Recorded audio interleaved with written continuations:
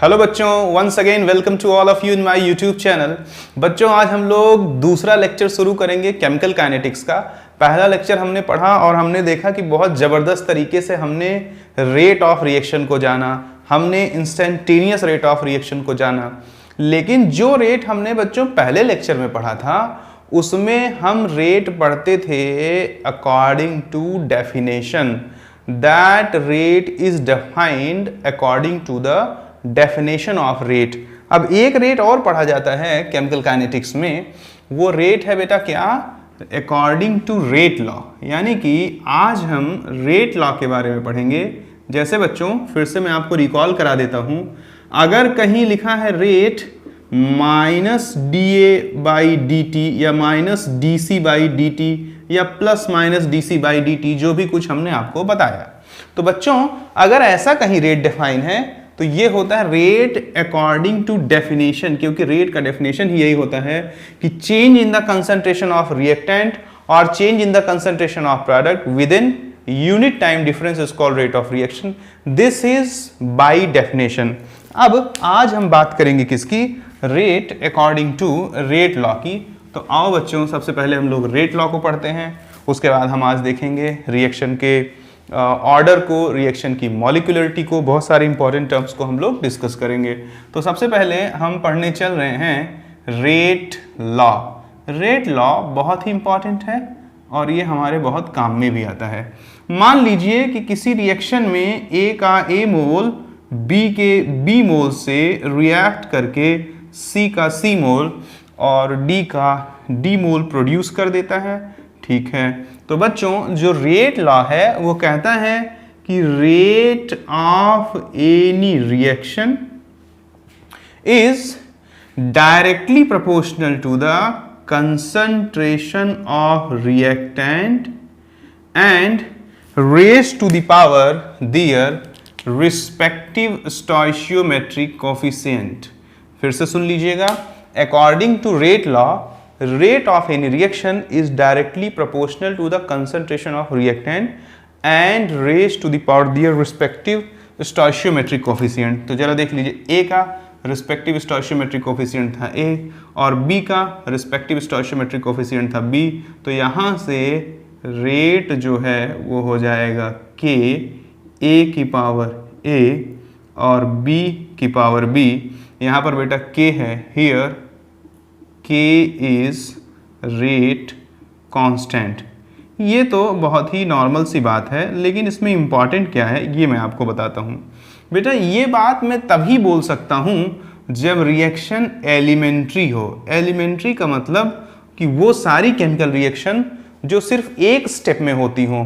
एक स्टेप में होने वाले केमिकल रिएक्शन को बच्चों हम लोग बोलते हैं एलिमेंट्री रिएक्शन। तो this definition is correct only for the elementary reaction. तो बच्चे को मुझसे पूछना चाहिए कि सर अगर एलिमेंट्री रिएक्शन ना हुई तो क्या होगा। तो अगर एलिमेंट्री रिएक्शन ना हुआ तो पावर में हम रिस्पेक्टिव स्टोइचियोमेट्रिक कोफिशिएंट्स नहीं लगा सकते हैं।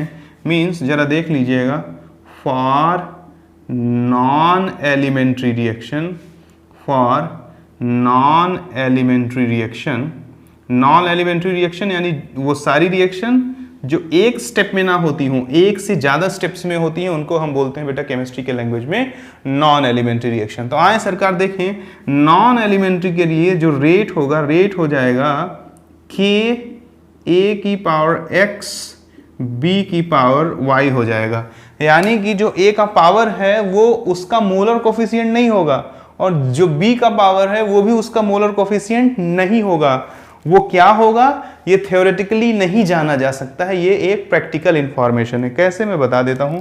अगर हम बात करते हैं किसके, ऑर्डर ऑफ रिएक्शन की, किसकी बात करते हैं, ऑर्डर ऑफ रिएक्शन की बात करते हैं बच्चों, तो ध्यान दीजिएगा कि रेट लॉ एक्सप्रेशन में कंसंट्रेशन के पावर का जो सम होता है वही किसी रिएक्शन का क्या कहलाता है, ऑर्डर कहलाता है। यानी कि ऑर्डर ऑफ रिएक्शन यहाँ कितना हो जाएगा बच्चों, A प्लस बी हो जाएगा। लेकिन अगर बच्चों यहाँ आपसे पूछा जाए कि what is the order of the reaction, तो हम लोग जानते हैं कि order of reaction is nothing, it is the sum of power of concentration term in rate law expression तो रेट लॉ एक्सप्रेशन में यहाँ कंसंट्रेशन के पावर का सम क्या हो जाएगा, x प्लस वाई हो जाएगा। तो बच्चों यानी कि ये जो पावर है ये एक्चुअली ऑर्डर को बताता है, और ऑर्डर के बारे में आपको बहुत कुछ जानकारी दे दूंगा, एक एक करके मैं देता हूँ। जैसे मान लीजिए कि आपसे पूछता है order of reaction with respect to A, तो ए के रिस्पेक्ट में ऑर्डर कितना है, पावर जितना हो उसका x। अगर आपसे पूछे order of reaction with respect to b, तो b के रिस्पेक्ट में पावर कितना है, y। और अगर आपसे पूछे overall order of the reaction, तो here we have written और overall order of the reaction is nothing but x plus y। तो मैं एक बार आपको इसको अच्छे से समझाता हूँ कि रेट लॉ एक्सप्रेशन क्या कहता है कि भैया rate of any reaction is directly proportional to the concentration of reactant and raised to the power their respective stoichiometric coefficient. According to rate law, rate of any chemical reaction is directly proportional to the multiplication of concentration of reactant and raised to the power their respective stoichiometric coefficient. बच्चों ये definition तब सही है जब reaction elementary हो, क्योंकि raise to the power their respective stoichiometric coefficient तभी लगेगा जब रिएक्शन एलिमेंट्री हो। तुरंत बच्चा पूछेगा कि sir what is the meaning of elementary reaction, तो मैं उसको जवाब दूंगा कि दुनिया के वो सारे रिएक्शन जो एक स्टेप में हो जाते हैं उनको एलिमेंट्री रिएक्शन बोला जाता है। तो तुरंत बच्चा पूछेगा कि sir what about the rate law if it is applicable for a non elementary reaction. तो बच्चों नॉन एलिमेंट्री रिएक्शन में ये जो पावर रहता है वो ए और बी नहीं रहता। तो बच्चा पूछेगा कि फिर क्या रहता है और मैं कैसे जानूंगा कि क्या रहेगा। तो बच्चों ये ना आप जान सकते हो, ये ना मैं जान सकता हूं, ना ही धरती का कोई इंसान जान सकता है, क्योंकि ये पावर क्या है ये प्रैक्टिकली पता किया जा सकता है। We can not calculate the power by seeing the reaction or by observing the reaction. Why? Because this power is nothing, it is the order of the reaction। और हम किसी भी रिएक्शन के ऑर्डर को कैलकुलेट नहीं कर सकते हैं, क्योंकि ऑर्डर एक प्रैक्टिकल वैल्यू है। कॉपी पेन से ऑर्डर को नहीं जाना जा सकता है। ऑर्डर को हम कैसे जानते हैं, प्रैक्टिकली जानते हैं। इसलिए आप ध्यान रखिएगा कि ये पावर क्या होगा ये नहीं जाना जा सकता, बस इतना जाना जा सकता है कि ये पावर ए और बी नहीं होगा। कब? जब रिएक्शन क्या हो जाए बेटा, जब रिएक्शन हो जाए नॉन एलिमेंट्री। तो ये हमने आपको बताया किसके बारे में, रेट लॉ के बारे में। आपको मैं फिर से बोल देता हूँ, आप जब जो आप लोग लेक्चर देख रहे होंगे आप नोट्स बना लेना, मैं धीरे धीरे बोल देता हूँ, जरा देख लीजिए। सबसे पहले तो रेट लॉ का डेफिनेशन, तो रेट लॉ का डेफिनेशन क्या हो जाएगा, according to rate law rate of any chemical reaction is directly proportional to the multiplication of concentration of reactants. Rate of any chemical reaction is directly proportional to the multiplication of concentration of reactants and raised to the power their respective stoichiometric coefficient and raised to the power their respective stoichiometric coefficient। देख लीजिए A का respective stoichiometric coefficient है A और B का respective stoichiometric coefficient है B। stoichiometric coefficient को कभी कभी मोलर coefficient भी बोला जाता है। याद रखना, अगर सीधे पावर वही लग रहा है जो रिएक्शन का स्टोइचियोमेट्री है, तो इसका मतलब क्लियर कट ये बात है कि रिएक्शन एलिमेंट्री है, और एलिमेंट्री रिएक्शन है तो किसी भी रिएक्शन का ऑर्डर क्या होता है, रेट लॉ एक्सप्रेशन में, यानी कि in rate law expression the sum of power of concentration of reactants is nothing but order of the reaction. फिर हमने बताया कि अगर रिएक्शन नॉन एलिमेंट्री होगी तो पावर रिस्पेक्टिव स्टोइचियोमेट्रिक मोलर कोफिशिएंट नहीं होगा, तो क्या होगा ये नहीं जाना जा सकता, बस इतना जाना जा सकता है कि रिस्पेक्टिव स्टोइचियोमेट्रिक मोलर कोफिशिएंट नहीं होगा। ठीक है, अब बेटा अगर आप इतना जान गए कि रिस्पेक्टिव स्टोइचियोमेट्रिक कोफिशिएंट नहीं होगा तो कितना होगा, ये बात की बात है, ये प्रैक्टिकल बात है। उम्मीद करता हूं कि आपको रेट लॉ समझ में आया होगा। अब दो चीज़ों को मैं एक्सप्लेन करना चाहता हूं, उन दोनों चीज़ों को आप ध्यान से देखिएगा। पहला है किसी रिएक्शन का ऑर्डर और दूसरा है किसी रिएक्शन की मॉलिक्यूलरिटी। ऑर्डर और मॉलिक्यूलरिटी, जब इन दोनों बातों को हम अच्छे से जान लेंगे तब आज के लेक्चर को सफल बनाया जा सकता है और आपको बहुत कुछ ऐसा सिखाया जा सकता है जो बिल्कुल भी कॉमन नहीं है। बच्चों मान लो कि हमने कॉपी को आपके दो पार्ट में बांट दिया। सबसे पहले पार्ट में हमने लिख दिया ऑर्डर ऑफ रिएक्शन और दूसरे पार्ट में हमने लिख दिया मॉलिक्यूलैरिटी ऑफ रिएक्शन। तो ऑर्डर ऑफ रिएक्शन का जो डेफिनेशन हुआ वो क्या हो गया, sum of power of concentration term in rate law expression is called order of reaction। और मैंने नोट करके यहाँ लिखा फटाक से, जिससे बच्चा कभी कंफ्यूज ना हो कि कभी भी रिएक्शन को देख करके नहीं जाना जा सकता। It is a practical value. It is a practical value. किसी भी रिएक्शन का ऑर्डर जो होता है बच्चों वो एक प्रैक्टिकल वैल्यू है। ठीक है, अब आइए मॉलिक्यूलरिटी में। तो मॉलिक्यूलरिटी का डेफिनेशन बड़ा सटीक है। देखिए जरा, number of reactant molecule which collide with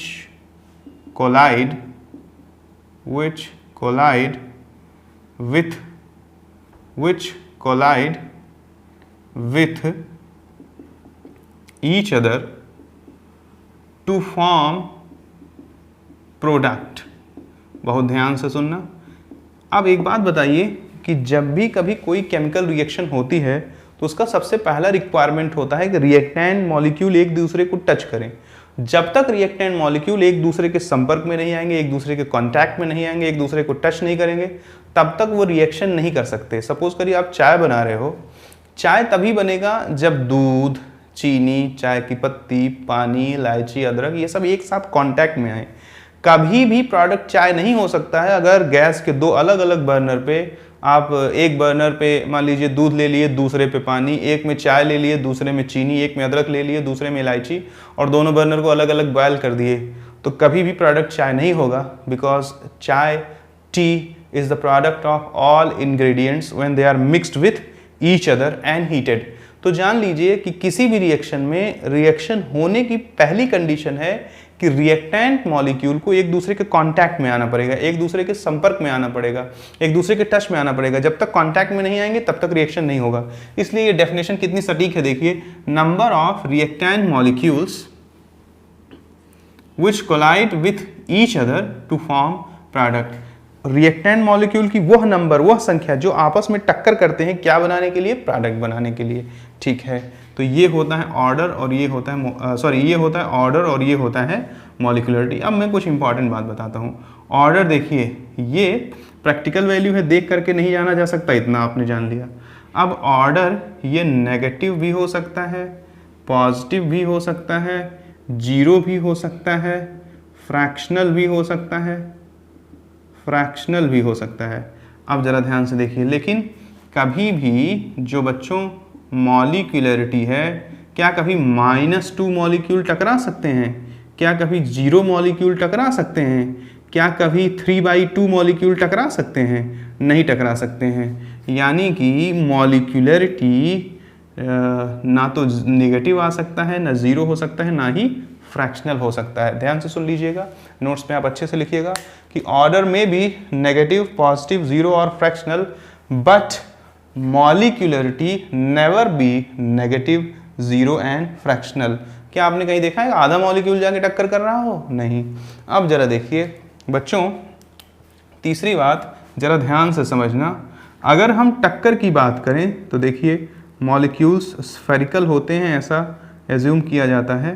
तो ज़रा देखिए, मॉलिक्यूल्स अगर स्फेरिकल होते हैं तो ज़रा देखिए, अगर मैं यहाँ देखूँ तो एक साथ एक दूसरे को मैक्सिमम 3 मॉलिक्यूल ही टच कर पा रहे हैं। अगर आप यहाँ देखोगे तो इसको 1 2 3, यहाँ अगर 4 कर दो 5। तो ज़रा देखो कि किसी भी बॉल को अगर आप कंसीडर करोगे तो उसके डायरेक्ट टच में कितने बॉल्स आ रहे हैं बच्चों? उसके डायरेक्ट टच में 3 ही बॉल्स, उसके साथ डायरेक्ट एक दूसरे के साथ कितने बॉल टच में आ रहे हैं? ज़रा देखिए, जैसे मान लीजिए अगर मैं 2 को कंसीडर कर लूँ, 2 को कंसीडर करूँगा तो ज़रा देखिएगा, रुकिए आपको थोड़ा और बना देता हूँ, एक सेकेंड, क्योंकि इसको जरा समझना, ये बड़ा थियोरेटिकल है। अगर लगातार एक दूसरे के साथ टक्कर हो रहा है तो जरा देखिए, रैंडम मूवमेंट हो रहा होगा मॉलिक्यूल्स का किसी रिएक्शन में।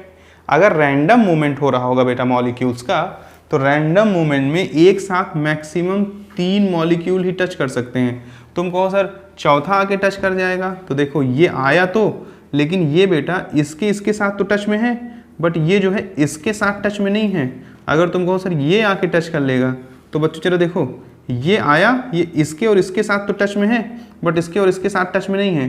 तुम कह दोगे सर ये देखो, ये इसके साथ टच में है, तो बेटा रैंडम कोलिजन हो रहा है। ये तीनों टक्कर करके ऐसे रुके थोड़ी रहेंगे, भाई आओ सब लोग मेरे साथ टच करो, ये ऐसे रुके नहीं रहेंगे। जब ये आएगा और इनसे टच करेगा तो ये तब तक ये दूर भाग चुके होंगे। आप ऐसे सोचिए कहीं रैंडम कोलिजन हो रहा है। अगर कहीं पर रैंडम कोलिजन हो रहा है बच्चों, तो एक साथ जो कोलाइड करने की पॉसिबिलिटी है वो 3 मॉलिक्यूल का है। तुम कहो कैसे, मैं दिखा देता हूँ। ऐसे देखो, रैंडम कोलिजन ऐसे हो रहा होगा, यानी मान लो तीनों तरफ से आए, धड़ से 3 मॉलिक्यूल टक्कर किए। तुम कह दो सर इसी समय चौथा आ गया तो, अरे भाई इसी समय चौथा आने की पहली चीज़ तो पॉसिबिलिटी बहुत कम है, और अगर आ भी गया तो 2 ही से टच है, तुम 2 ही से टच है। और कह दो तुम इसी समय सर कोई 5वां आ गया तो इसके आने की पॉसिबिलिटी बहुत कम है। आ सकता है बट इसकी पॉसिबिलिटी बहुत कम है।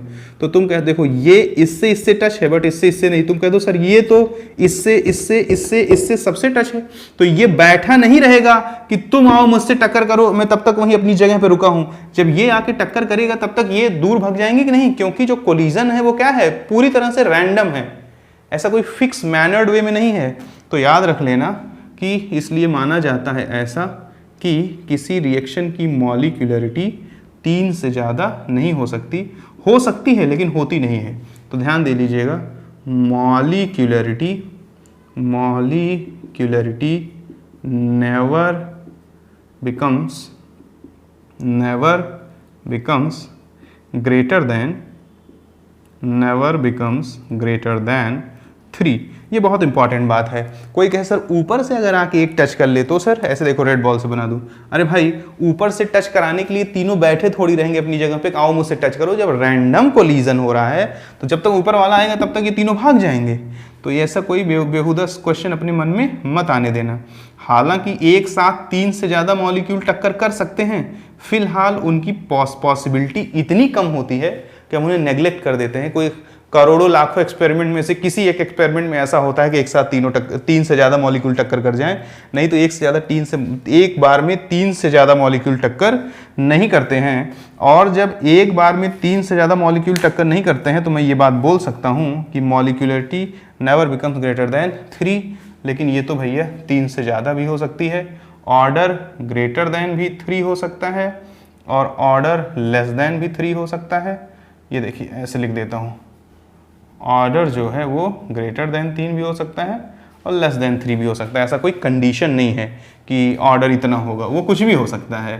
ठीक है, अब 4th पॉइंट जो कि बहुत इंपॉर्टेंट है कि concept of molecularity is a very important. इसको आप स्टार कर लीजिएगा।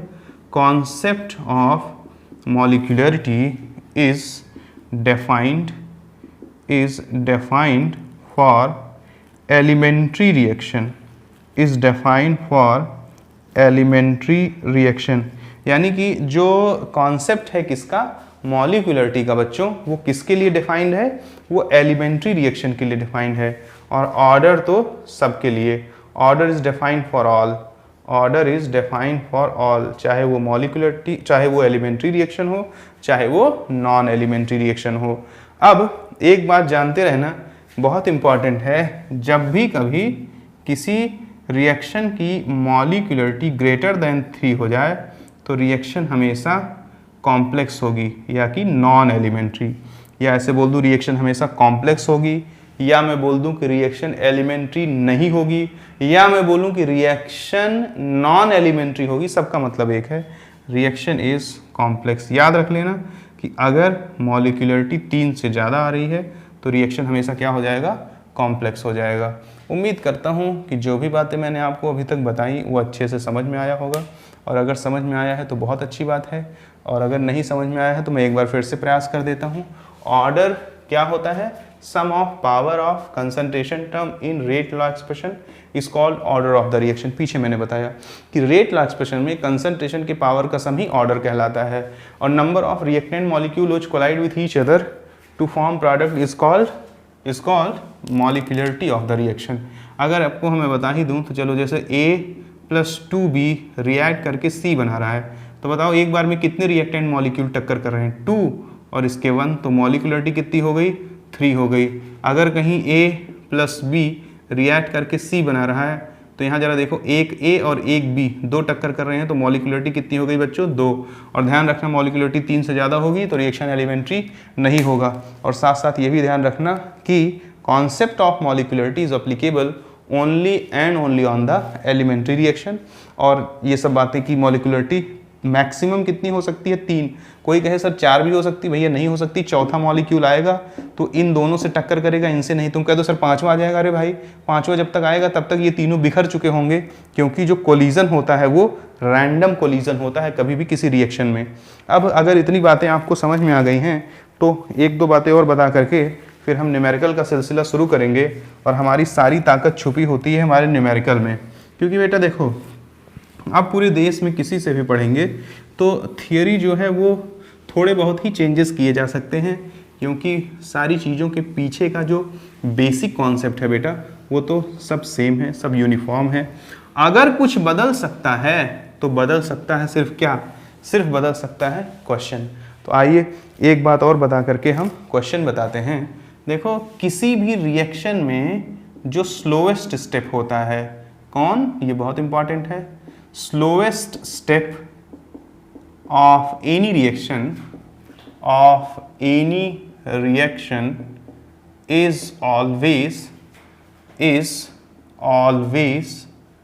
rate determining step, is always rate determining step। किसी भी रिएक्शन में जो स्टेप सबसे धीरे से होगा, जब से जो सबसे स्लो होगा बच्चों, वो ही जो स्टेप होगा वो रेट डिटरमाइनिंग होगा। चलो, तो अब हम लोग ज़रा मज़े लेते हैं और मज़े लेकर के कुछ क्वेश्चंस उठाते हैं और क्वेश्चन उठा करके चीज़ों को सीखते हैं। जैसे मान लीजिए कि हमसे सबसे पहले कहता है कि ऑर्डर निकालने की बात करता है। मान लीजिए हमसे कहता है कि एक रिएक्शन है जिसमें A+B ये बनाता है C। हालांकि मैं बाद में आपको ऑर्डर निकालने के सारे एक अलग से टॉपिक ही लूँगा कि कितने कुल मेथड हैं ऑर्डर निकालने के, लेकिन यहाँ रेट लॉ पढ़ा रहा हूँ इसलिए यहाँ कुछ चीज़ें बता देता हूँ। कोई रिएक्शन है जिसमें A+B रिएक्ट करके C बनाता है। अगर हमने A का कंसंट्रेशन डबल कर दिया तो जो रेट ऑफ रिएक्शन था वो 8 टाइम इंक्रीज हो गया। अगर इसको डबल कर दिया तो rate of reaction 8 time increase हो गया।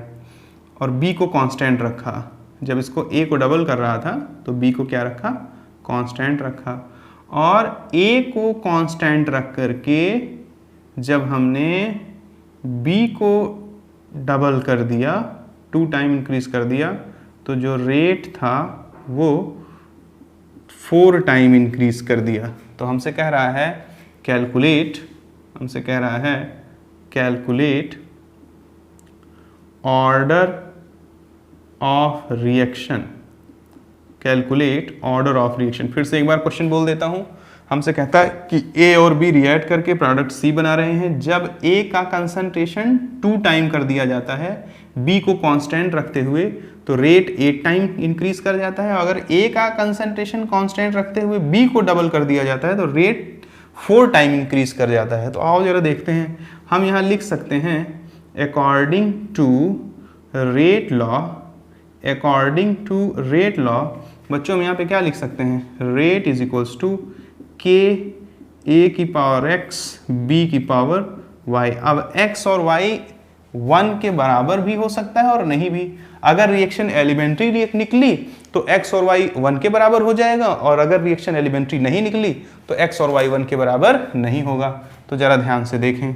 अब हम केस 1, अगर केस 1 को इसमें इनबिल्ट करना चाहें तो केस 1 क्या कह रहा है कि रेट कितने टाइम से इंक्रीज कर जाएगा, 4 टाइम से इंक्रीज कर जाएगा। जब हम क्या कर देंगे, जब हम A का कंसंट्रेशन डबल कर देंगे, ठीक है, और B को कांस्टेंट रखेंगे, ठीक है। इस इक्वेशन नंबर 1 मान दिया, इस इक्वेशन नंबर 2 मान दिया।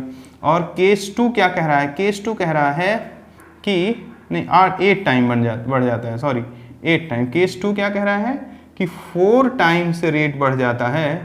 कब, जब A को कांस्टेंट रखता हुआ B के कंसंट्रेशन को डबल कर देता है तब, ठीक है। अब हमारे पास 3 इक्वेशन हो गया और हमारे पास 2 अननोन है। बहुत आसानी से हम चीज़ों को कैलकुलेट कर सकते हैं। अगर हम इक्वेशन नंबर 2 को इक्वेशन नंबर 1 से डिवाइड कर दें तो ज़रा देखिए, यहाँ पे लेफ्ट हैंड साइड पे क्या है, 8 इंटू रेट, और अपॉन में क्या आ जाएगा, रेट, और ये इक्वल्स टू के, और ये क्या हो जाएगा बताओ, 2 की पावर x, a की पावर x, b की पावर y, अपॉन के, a की पावर x, b की पावर y। ये इससे कट जाएगा, ये इससे कट जाएगा, ये रेट से कट जाएगा।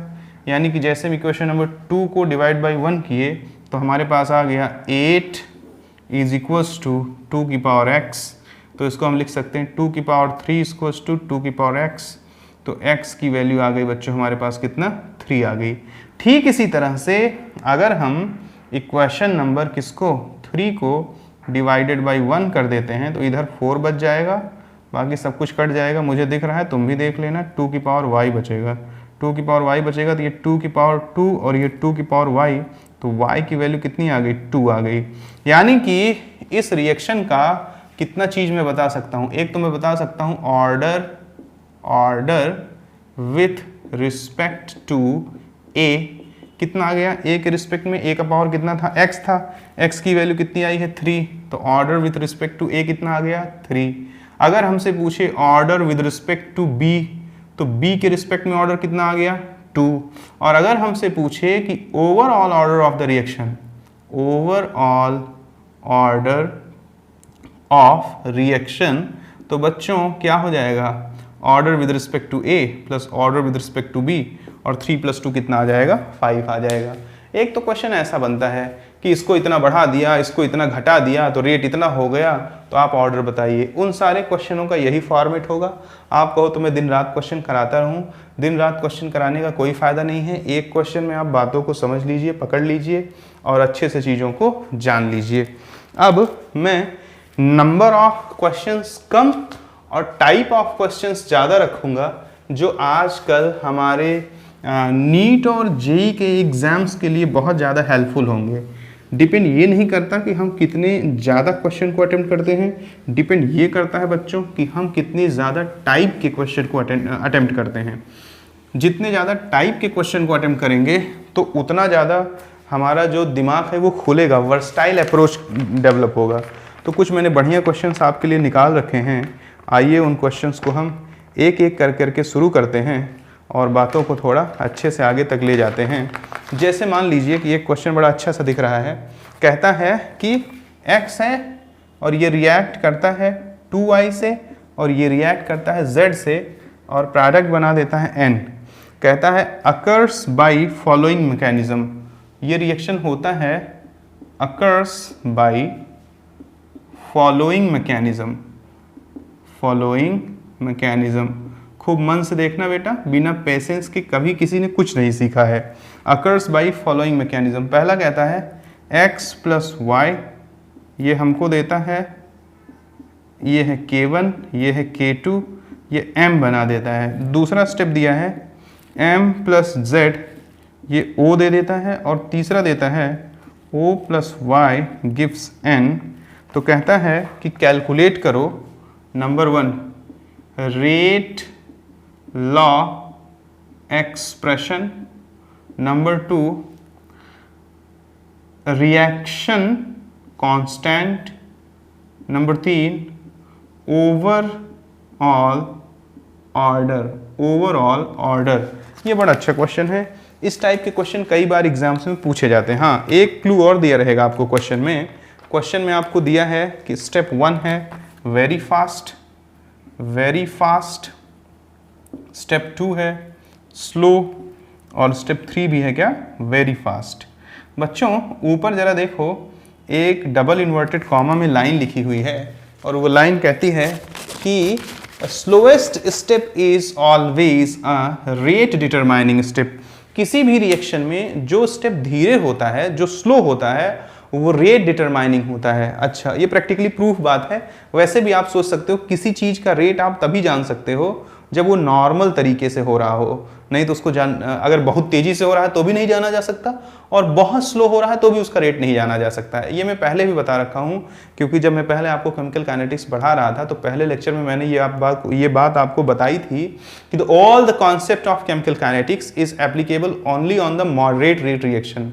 बहुत तेज होने वाले रिएक्शंस को भी हम नहीं पढ़ते हैं, और बहुत धीमे से होने वाले रिएक्शन को भी हम नहीं पढ़ते हैं। तो जैसा कि ऊपर हमने आपको बताया कि slowest step is the rate determining step, तो याद रखना कि जो रेट लॉ लगेगा, अब इस क्वेश्चन के लॉजिक को देख लेना, वो रेट लॉ हमेशा स्लोएस्ट स्टेप पे लगेगा। तो स्लोएस्ट स्टेप पे लगेगा तो रेट इक्वल्स टू क्या हो जाएगा, के m की पावर 1 और z की पावर 1। तो अगर हमने यहाँ 1 1 किया तो बच्चा मुझसे क्वेश्चन करेगा, सर आप तो कह रहे थे कि पावर हमेशा 1 नहीं होता, x भी हो सकता है। हाँ, पावर x तब होता है जब हमें मालूम ना हो कि रिएक्शन क्या है। अगर ये इतना एक ही बार में तो हो रहा है, यानी ये स्टेप भी एलिमेंट्री है, ये स्टेप भी एलिमेंट्री है, ये स्टेप भी एलिमेंट्री है, बट ओवरऑल रिएक्शन एलिमेंट्री नहीं है। तो अगर हम किसी एक पर्टिकुलर स्टेप की बात करेंगे तो that will treated like a elementary reaction. इसलिए मैंने सीधे पावर कितना कर दिया, 1 कर दिया। फिर से सुन लीजिए, क्योंकि कई सारे स्टेप्स में हो रहा है, ये ओवरऑल रिएक्शन क्या है, नॉन एलिमेंट्री, बट वो हर एक स्टेप क्या है, अपने में यूनिक है ना, इसलिए वो हर एक स्टेप एलिमेंट्री रिएक्शन है। ठीक है, अब जरा देखना बच्चों, यहाँ आप बहुत ध्यान से देख लेना, क्या मेन रिएक्शन में M और Z है? तो मुझे पता लगा मेन रिएक्शन में सर Z तो है बट M नहीं है, X और Y है। तो तुरंत M की जगह पे कुछ ऐसी व्यवस्था करो कि X और Y आ जाए। तो जरा देखो, अगर मैं इक्वेशन इसको स्टेप 1 की बात करूं तो फॉर स्टेप 1, क्योंकि स्टेप 1 रिवर्सिबल रिएक्शन है, तो मैं बोल सकता हूं कि at equilibrium rate of forward reaction is always equal to rate of backward reaction. अगर रेट ऑफ फॉरवर्ड रिएक्शन की बात करें तो अकॉर्डिंग टू रेट लॉ क्या हो जाएगा, K1 into concentration of X into concentration of Y and raise to the power 1 1। RB की बात करूं तो क्या हो जाएगा, बैकवर्ड के लिए रेट कांस्टेंट कितना है, K2, और RB के इसके लिए रिएक्टेंट कितना हो जाएगा, बैकवर्ड के लिए M हो जाएगा, M की पावर 1। अगर यहाँ पे M की बात करें तो M कितना आ जाता है, M आ जाता है K1 X Y upon K2। अगर मैं इस M की वैल्यू उठाकर इक्वेशन नंबर 1 में पुट कर दूं तो जरा देखिए क्या हो जाएगा, put concentration of M in equation number 1, और जैसे ही इक्वेशन नंबर 1 में पुट करूंगा बच्चों तो क्या हो जाएगा, जरा देखिए, rate is equals to K और M की जगह क्या लिखूंगा, K1 upon K2 X Y, और यहाँ क्या हो जाएगा, Z हो जाएगा। तो अब जरा देखिए, रेट लॉ एक्सप्रेशन हो गया, इस ओवरऑल को हम K डैश बोल सकते हैं। तो रेट इक्वल्स टू क्या हो गया, K dash X Y and Z। तो आइए जरा देखते हैं, रेट लॉ एक्सप्रेशन की बात करेगा तो तुम बोल देना रेट लॉ एक्सप्रेशन क्या हो गया, rate is equals to K dash concentration of X concentration of Y concentration of Z। Rate constant की बात करेगा तो K डैश कितना है, बड़ा इंपॉर्टेंट है, कई बार पूछता है। K डैश आ रहा है K, यहाँ है ये K into K1 upon K2, और अगर साथ साथ ओवरऑल ऑर्डर बोल देगा तो कंसंट्रेशन के पावर का सम कर दीजिए, तो 1 + 1 + 1 ये 3 आ जाएगा। उम्मीद करता हूँ कि ये क्वेश्चन आपको समझ में आया होगा। और बहुत भी बार जो भी कॉम्पिटिटिव एग्जाम्स में ऑर्डर के क्वेश्चन पूछे जाते हैं, कई बार यही क्वेश्चन पूछा जाता है। ये बहुत ही आसान है, खाली एक सिंपल सा लॉजिक वर्क करता है। सबसे पहले लॉजिक वर्क करता है कि इन जो भी कई सारे स्टेप्स दिए हों उसमें पहचानो कि कौन सा स्टेप स्लोएस्ट स्टेप है। वाई? क्योंकि हम जानते हैं कि rate law is applicable only and only on the slowest step. Slowest step पे रेट लॉ लगा दो। जैसे ही तुमने स्लोएस्ट स्टेप पे रेट लॉ लगाया तो तुमने देखा m था, z था। अब यहां चेक करो कि क्या मेन रिएक्शन में m और z रिएक्टेंट की तरफ है या नहीं है। तो हमने देखा कि z तो था मेन रिएक्शन में रिएक्टेंट की तरफ, लेकिन m नहीं था। अब m की वैल्यू x और y के टर्म में निकालो। साफ साफ पता लग रहा है कि स्टेप 1 में ही m की वैल्यू x और y के टर्म में पता लगाया जा सकता है। रिवर्सिबल रिएक्शन है, इक्विलिब्रियम पे फॉरवर्ड रिएक्शन बराबर बैकवर्ड रिएक्शन। रेट क्या कहता है? Rate equals to K1 into concentration of reactant का मल्टीप्लीकेशन, और बैकवर्ड में K2 इंटू m की वैल्यू आ गई, m की वैल्यू यहाँ रिप्लेस कर दिया, और जैसे ही m की वैल्यू यहाँ रिप्लेस कर दिया हमें सारी चीज़ें मिलती चली गई और एक एक करके हमने कैलकुलेट कर दिया। उम्मीद करता हूँ कि आपको अच्छे से समझ में आया होगा, और अगर नहीं समझ में आया होगा तो आप हमको जो है कमेंट सेक्शन में डाउट वगैरह पूछते रहिए, जिससे मैं आपको चीज़ों को बताता रहूँ, समझाता रहूँ और आपको सिखाता रहूँ। इस तरह से कई सारे क्वेश्चन लूँगा, इसलिए आप टेंशन मत लीजिए। खाली बातों को समझें, बातों को जानें और एक ऐसा अप्रोच डेवलप करें कि आपके पास कॉन्सेप्ट हो, ना कि आपके पास रटंतु विद्या हो। रटंतु विद्या क्या होता है यार? काम नहीं आता बाबा। अभी मान लो तुम किसी चीज़ को रट लोगे, फिर लेकिन जहाँ दिमाग लगाना होगा वहाँ रटने से काम नहीं आएगा, वो आपको हर हाल में परेशान ही करेगा। चलो जैसे मान लो कहता है कि a chemical reaction proceeds into the following step. कहता है a chemical reaction proceeds into the following step. Step 1 is 2A gives X, यहाँ दिया है फास्ट, और स्टेप 2 कहता है कि x plus b gives y, ये कहता है स्लो, और स्टेप 3 कहता है कि y plus b gives product, y plus b gives product, ये भी है कैसा? फास्ट। अब जरा देखो, हमसे कहता है कि इस रिएक्शन का क्या निकालो? ऑर्डर निकालो। अब ऑर्डर निकालने के लिए तो यार मेन रिएक्शन दिया ही नहीं है, तो मेन रिएक्शन अगर पाना चाहते हो, देखो ऐसा भी हो सकता है, बहुत अच्छा क्वेश्चन है। कहता है कि ए reaction followed in given steps, A reaction followed in given steps. अब कहता है कि ऑर्डर कैलकुलेट करो। ऑर्डर कैलकुलेट करो। भाई हमें तो ओवरऑल रिएक्शन ही नहीं मालूम है यार, तो बताओ ओवरऑल रिएक्शन इन सारे स्टेप्स का सम होगा कि नहीं?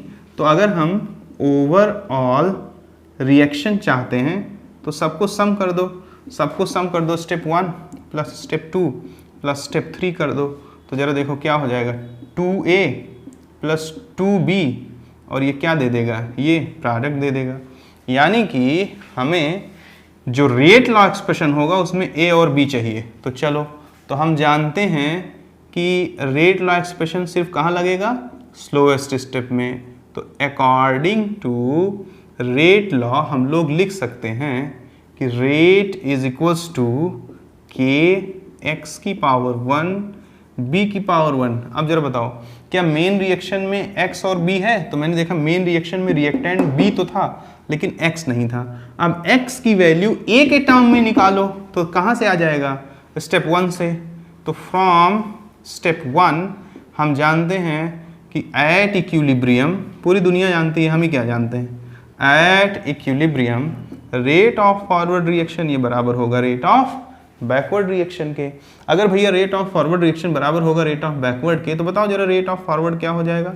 चलो यहाँ हम मान देते हैं K1, यहाँ मान देते हैं K2, तो जरा देखो क्या हो जाएगा? फॉरवर्ड रिएक्शन का रेट K1A की पावर 2, और ये क्या हो जाएगा? K2X, तो कंसंट्रेशन ऑफ X कितना आ गया? आ गया K1 अपॉन K2 A की पावर 2। अब ये वैल्यू सीधे उठाओ और यहाँ पुट कर दो, इसको कुछ मान दो, 1 मान दिया मान लो। तो चलो put the value of X in equation number 1। तो 1 में जब पुट करोगे तो जरा देखो क्या हो गया? Rate is equals to K, और X की जगह पे क्या पुट कर सकता हूँ बच्चों? x की जगह पुट कर सकता हूँ k1 अपॉन k2 और a का पावर 2 और क्या पुट कर सकता हूँ b का पावर 1। अब जरा बता दो कि ऑर्डर क्या हो गया, ऑर्डर ऑफ रिएक्शन हो जाएगा रेट लॉ एक्सप्रेशन में कंसंट्रेशन के पावर का सम 2 + 1, ऑर्डर कितना आ गया, इस रिएक्शन का ऑर्डर 3 आ गया। बड़ा अच्छा क्वेश्चन था क्योंकि इसमें बच्चा कंफ्यूज ही हो जाएगा। वो कंफ्यूज होने के पीछे रीजन सिर्फ इतना है कि ओवरऑल रिएक्शन तो सर ने दिया ही नहीं और बिना ओवरऑल रिएक्शन दिए हमसे क्या पूछ लिया, ऑर्डर पूछ लिया। तो सबसे पहले ओवरऑल रिएक्शन निकाल देंगे, कैसे, सारे स्टेप्स को सम कर देंगे और जब सारे स्टेप्स का सम कर देंगे ओवरऑल रिएक्शन मिल गया तो फिर वही करेंगे जो हमने पिछले क्वेश्चन में किया था। खाली तुम्हें एक चीज करना है, स्लोएस्ट स्टेप पे रेट लॉ लगाओ और देखो कि मेन रिएक्शन में क्या क्या रिएक्टेंट हैं, रेट लॉ में वही ले आ दो क्योंकि रेट लॉ में वही रिएक्टेंट आएगा जो मेन रिएक्शन में होगा। हमने देखा मेन रिएक्शन में बी और ए था तो रेट लॉ लगाया तो बी तो मिला लेकिन एक्स मिल गया ए के बजाय। अब इक्वेशन नंबर 1 का यूज करके एक्स की वैल्यू ए के टर्म में निकाल दिया और पुट कर दिया और पुट करके धमाकेदार तरीके से मैंने क्या निकाल दिया, आंसर निकाल दिया। ऐसे और भी बहुत सारे क्वेश्चंस बनेंगे, आप देखते जाओ। दोस्तों देखो जो एग्ज़ाम है ना अब वो आपको नॉर्मल तरीके से नहीं हो पाएगा, उसके अप्रोच बढ़ते जा रहे हैं। अब जब तक आपके पास एक मतलब अच्छा विज़न नहीं है, अच्छा कॉन्सेप्ट नहीं है, अच्छी नॉलेज नहीं है तो वो उल्लू टुल्लू बातें जो बोर्ड की होती हैं, एनसीईआरटी की होती हैं, उनको पढ़ करके एग्ज़ाम क्रैक नहीं होने वाला है। स्पेशली जेई का तो कतई नहीं, नीट वीट पे काम चल भी जाएगा, जेई में तो बिल्कुल नहीं चलेगा। अब जैसे देखिए मान लीजिए कि हमसे कहता है, क्या कहता है जरा देखिए, हमसे कहता है, एक अच्छा क्वेश्चन लेता हूँ, कहता है कि चलिए मान लीजिए कहता है आपसे कि the reaction NO2 plus O3, the reaction NO2 plus O3 is N is equals to 1 in NO2 and in O3। कह रहा है कि अगर इस रिएक्शन में NO2 plus O3 इसमें ये क्या है, इसका ऑर्डर है 1, ठीक है। NO2 में और O3 में ऑर्डर है 1, ठीक है भाई। तो कहता है रिएक्शन है हमारे पास क्या, 2NO2 plus O3 gives N2O5 plus O2। थोड़ा सा लैंग्वेज फिर से समझा देता हूँ। Suppose we have a reaction 2NO2 plus O3 gives N2O5 plus O2।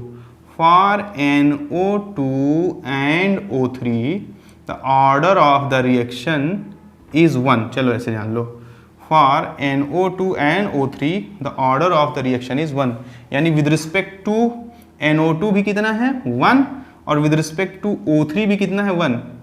ये देखो ऐसा है, ठीक है। ये मत जान लेना कि दोनों का सम 1 है, अलग अलग दोनों का 1 है। तो कहता है ये दो मैकेनिज्म से हो रही है, एक है मैकेनिज्म नंबर 1 और दूसरा है मैकेनिज्म नंबर 2।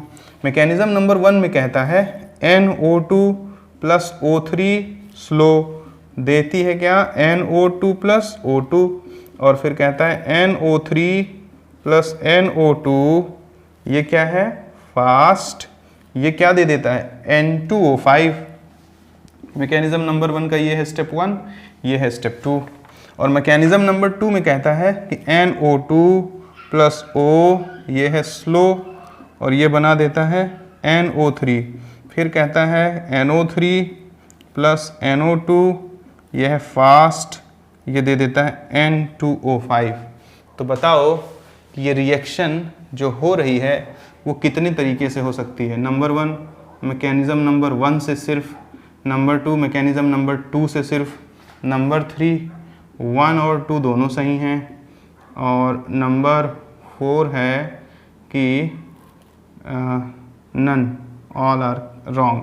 फिर से समझाता हूँ, थोड़ा और अच्छा लैंग्वेज यूज़ करता हूँ। मान लीजिए कि हमारे पास दिया हुआ एक रिएक्शन जिसमें 2NO2 O3 से रिएक्ट करके N2O5 और O2 बना लेता है। With respect to NO2 order है 1, विद रिस्पेक्ट टू O3 भी ऑर्डर है 1। कहता है ये रिएक्शन दो अलग अलग मैकेनिज्म से होती है मान लो, तो कौन कौन सा मैकेनिज्म पॉसिबल है? एक M1 ये है और एक M2 ये है। तो आओ जरा देखते हैं। अगर हम यहाँ पर रेट लॉ लगाएंगे तो जो स्लोवेस्ट स्टेप है वही रेट लॉ लगेगा। तो रेट लॉ लगाएंगे तो रेट क्या हो जाएगा जरा देखना, KNO2 और O3, ठीक है। अगर यहाँ पर रेट लॉ लगाएंगे तो रेट क्या हो जाएगा, रेट हो जाएगा KNO2O। अब मेन रिएक्शन में तो O हमारा है ही नहीं, ठीक है। अगर मेन रिएक्शन में O हमारा है ही नहीं तो ज़रा देख लीजिए कि O नहीं है हमारे पास, मेन रिएक्शन में O3 है, ठीक है। तो यहाँ तो देखिए इसके रिस्पेक्ट में भी 1 आ रहा है और इसके रिस्पेक्ट में भी क्या आ रहा है 1, लेकिन यहाँ तो रिएक्टेंट है ही नहीं, यानी कि जो O3 होना था वो नहीं है, यहाँ पे सिर्फ क्या है O है। तो ये बात तो गलत हो गई, यानी कि ये रिएक्शन सिर्फ इसी मैकेनिज्म से हो सकता है। फिर से बोल देता हूँ, उसी मैकेनिज्म से होगा जो इस बात को सेटिस्फाई करेगा कि विद रिस्पेक्ट टू NO2 भी ऑर्डर कितना हो, 1 हो, और विद रिस्पेक्ट टू O3 भी ऑर्डर कितना हो बेटा, 1 हो, तब जा करके हमारी बात बन पाएगी, ठीक है। उम्मीद करता हूँ कि ये भी आपको समझ में आया होगा। और क्वेश्चन ले लेते हैं हम लोग, और क्वेश्चन लेकर के और बातें आपको सिखा देते हैं।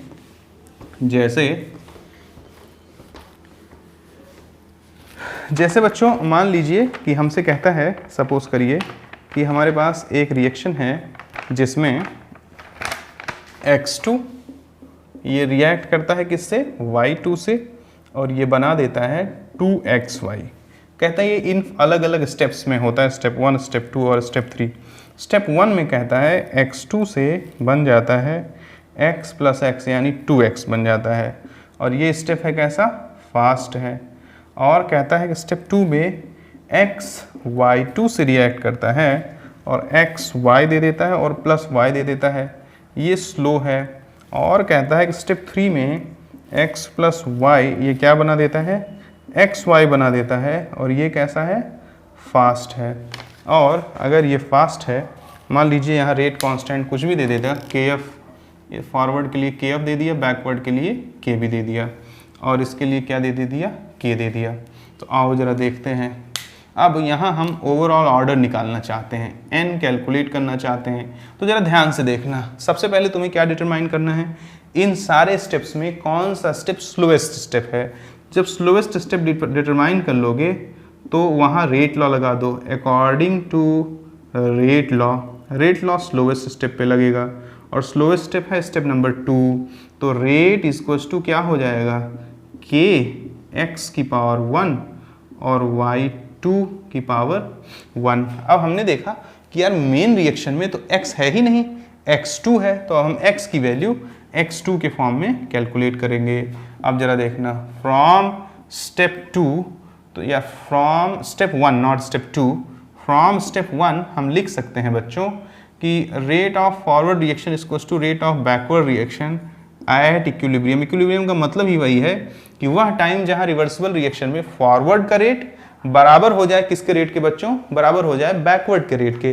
तो जरा देखिए, फॉरवर्ड का रेट जब बैकवर्ड के रेट के बराबर हो जाएगा सरकार, तो हम लोग क्या लिख सकते हैं, KF और X2, और यहाँ क्या लिख सकते हैं, KB, और क्या लिख सकते हैं, X की पावर 2।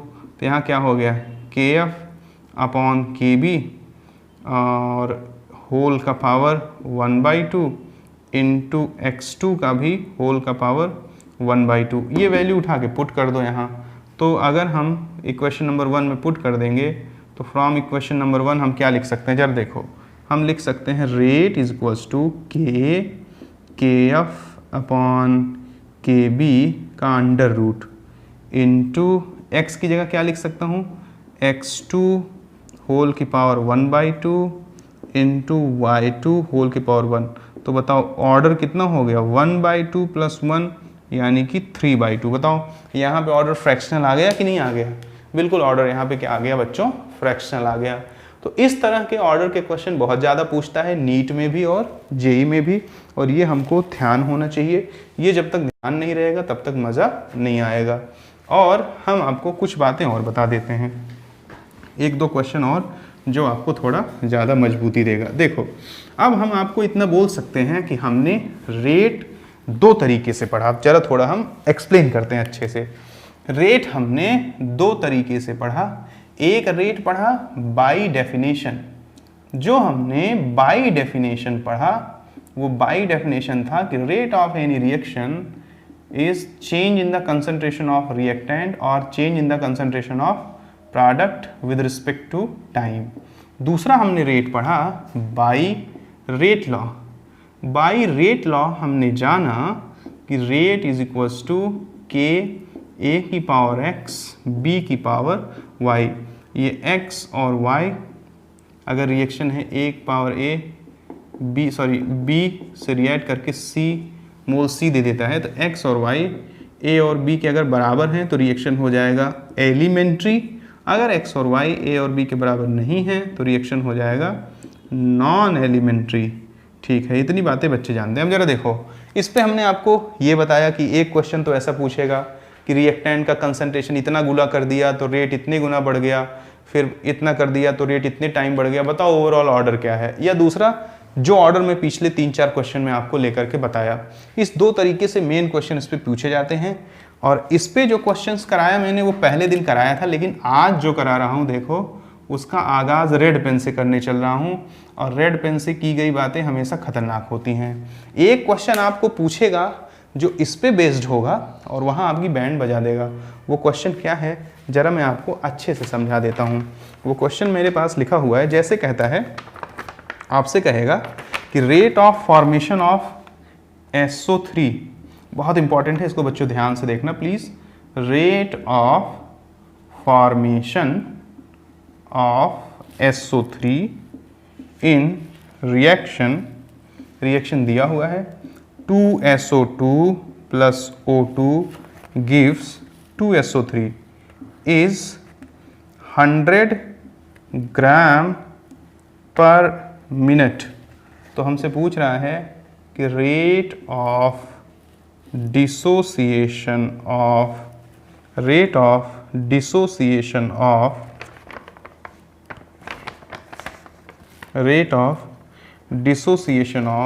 O2 is. ध्यान से देख लीजिए, बहुत ही अच्छा क्वेश्चन है, बहुत बेहतरीन बात ये आपको सिखाएगा।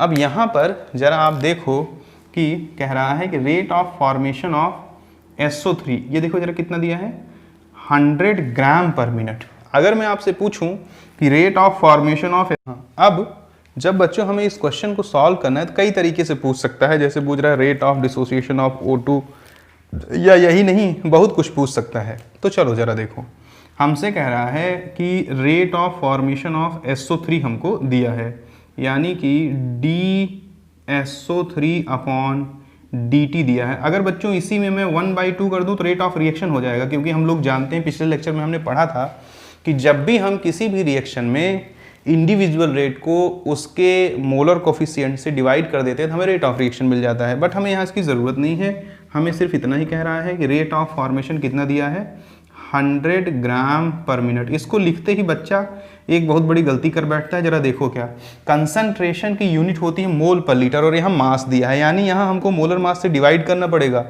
तो तब जा करके ये एक्सप्रेशन सही होगा। तो ये DSO3/dt ये कितना हो जाएगा 100 इसका मोलर मास 80 होता है, मोल पर मिनट हो जाएगा।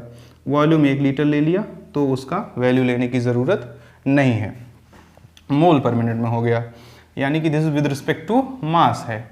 अब जरा देखो आगे अगर हम देखें तो जरा देखिए, रेट ऑफ रिएक्शन की बात की जाए तो जरा देखो 1/1 DO2/dt ये बराबर किसके हो जाएगा 1/2 DSO3/dt के। ठीक है, अब जरा देखो तो रेट ऑफ रिएक्शन बोलूँ तो भी यही होगा और rate of dissociation of O2 बोलूँ तो भी वही होगा, क्योंकि इसका मोलर कोफिशिएंट 1 है। अब जरा देखो 1/2 इसकी वैल्यू हमारे पास है, इसकी वैल्यू हमारे पास है कितना 100/80 है। अब हमें rate of dissociation of O2 आया, लेकिन ये मोल पर मिनट में आया बच्चों। अगर इसको आपको ग्राम पर मिनट में ऑप्शन में दिया होगा तो ज़रा दीजिए, जैसे ऑप्शन मान लो दिया है 20, 40, 100, 160, ये हो गया 1, ये हो गया 2, ये हो गया 3, ये हो गया 4, तो आपका होश उड़ा देगा, क्योंकि dO2/dt अगर विद रिस्पेक्ट टू मास करना है तो इसमें हमको मल्टीप्लाइड बाय मोलर मास करना पड़ेगा, यानी 1/2 इंटू 100/80 इंटू 32। तो ये जो सॉल्व करके आएगा ये 160, ठीक है, तो 16 दूनी 32 और ये कितना हो जाएगा 10/100, यानी कि ये कितना आ गया 20 ग्राम पर मिनट। याद रख लेना, ये क्वेश्चन मैक्सिमम लोगों से गलत हो जाता है क्योंकि वो बिना इसके यूनिट को देखे धर धर सॉल्व कर देते हैं। अब ऑप्शन अगर ग्राम में दिया रहेगा तो आप बेटा इसको ग्राम में ही बदलोगे, पहले यहाँ इसको मोल में बदलोगे, फिर यहाँ से इसे मोल में पाओगे, फिर अगेन इसे मोलर मास से मल्टीप्लाई करके किस में कन्वर्ट कर लोगे, ग्राम में कन्वर्ट कर लोगे। अब बेटा ज़रा देखें और बात को समझें। जैसे एक क्वेश्चन और पूछता है बच्चों से, कई बार फ्रिक्वेंटली पूछा गया क्वेश्चन है ये भी। मान लिया कि जैसे ये रिएक्शन हमको दिया हुआ है,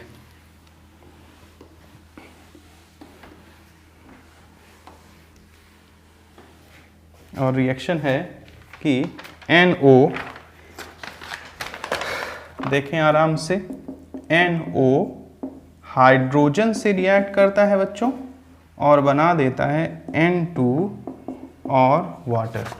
हमसे इसको अपन अगर बैलेंस कर देते हैं तो बैलेंस कर देंगे तो ये 2H2O हो जाएगा और सब कुछ बात बन जाएगी।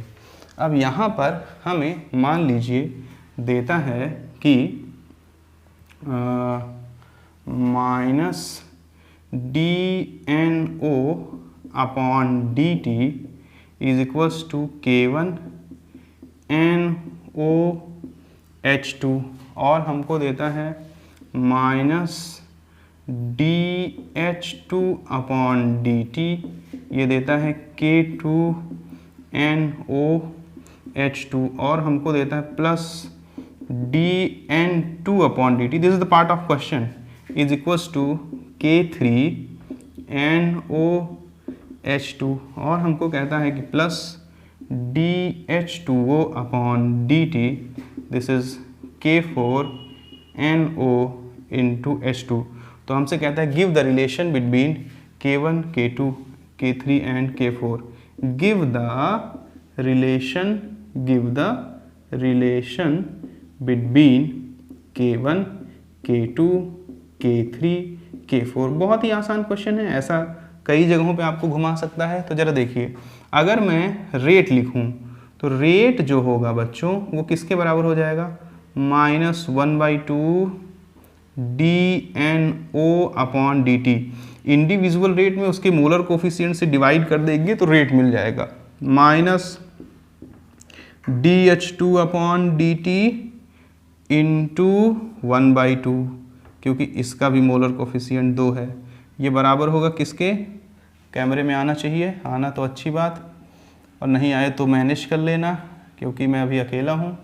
और ये बराबर हो जाएगा किसके, dH2O/dt होल की पावर 1/2।